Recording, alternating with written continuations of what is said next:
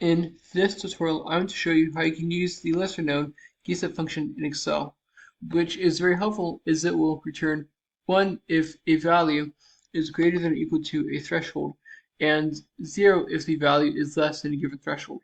So to use this function, first type GESTEP, then open parentheses. And the first argument, which is the only required one, is the number that you're trying to test.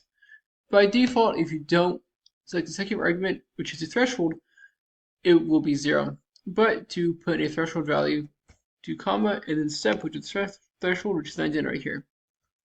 And then close parentheses.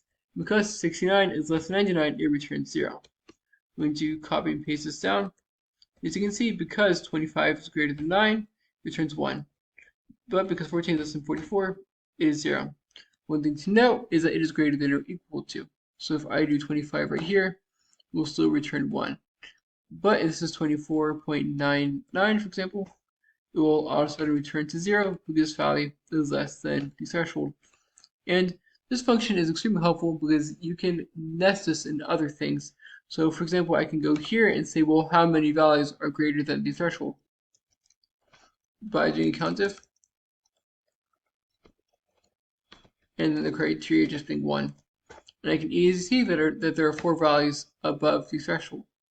I can also nest this in an if statement, for example, and say if this equals 1 comma high comma low.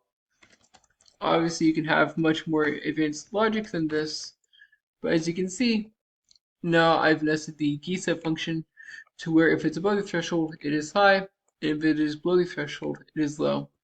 There's a lot more logic that you can kind of nest into here, but the point is that the GESTEP function is something that you can easily nest into other functions to get what you want out of your final product. Now, I hope you found this tutorial to be helpful. If you did, like, subscribe, comment. Thanks for watching. Have a great day.